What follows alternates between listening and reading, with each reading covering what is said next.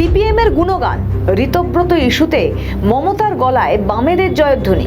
3 দশক আগে পশ্চিমবঙ্গে সিপিএম এর বিরুদ্ধে লড়াই আরও জোরদার করতে তৃণমূল কংগ্রেস গড়েছিলেন মমতা বন্দ্যোপাধ্যায়। দল তৈরি করে বাংলা থেকে সিপিএম থেকে সরিয়ে দেন মমতা বন্দ্যোপাধ্যায়। তার পরবর্তী 1.5 দশকে তার মুখ্যমন্ত্রীত্বেই চলেছে রাজ্যের সরকার। মমতা বন্দ্যোপাধ্যায় ক্ষমতা থেকে সরতেই তার মুখে শোনা গেল সিপিএম এর গুণগান। হ্যাঁ, ঠিকই শুনছেন। সোমবার সোশ্যাল মিডিয়া লাইভে এসে তৃণমূল কংগ্রেস কর্মী সমর্থকদের একাধিক বার্তা দেন তৃণমূল নেত্রী। সেখানেই তার মুখে সিপিএম এর প্রশংসা শোনা যায়। স্বাভাবিকভাবেই প্রশ্ন উঠছে, তিনি কেন সিপিএম এর গুণগান গাইলেন? আসলে মমতার এই বক্তব্যের নেপথ্যে রয়েছেন ঋতব্রত বন্দ্যোপাধ্যায়।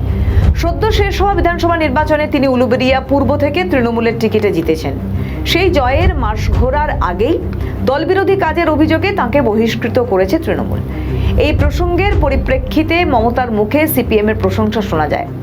ঋতব্রতর অতীত রাজনৈতিক পরিচয়ের কথা মনে করিয়ে দিয়ে মমতা বলেন, আগে তো সিপিএম করতো, সেদিন সিপিএম ওকে তাড়িয়ে দিয়ে একদম ঠিক কাজ করেছিল। অন্তত এই একটি ক্ষেত্রে আমি সিপিএম এর প্রশংসা করি।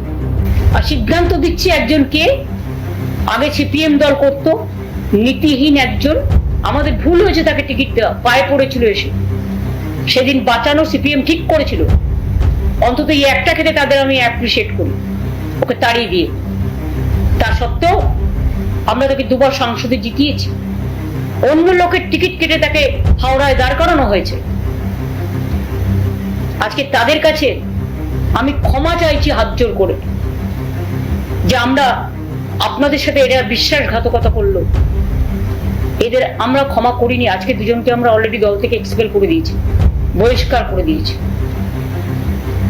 যারা রোজ গিয়ে বিজেপিকে মিট করছে এবং বিজেপির কথা মতো সবাইকে ডেকে ভয় দেখাচ্ছে।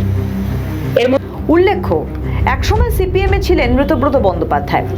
2014 সালে সিপিএম তাকে রাজ্যসভায় পাঠায়, কিন্তু দলবিরোধী কাজের অভিযোগে 2017 সালে তাকে সিপিএম বহিষ্কার করে। 2020 সালে তিনি তৃণমূল কংগ্রেসে যোগদান করেন। 2024 সালে রাজ্যসভায় তৃণমূলের সাংসদ হন। এবার বিধানসভার ভোটে লড়াই করে জয়ী হন।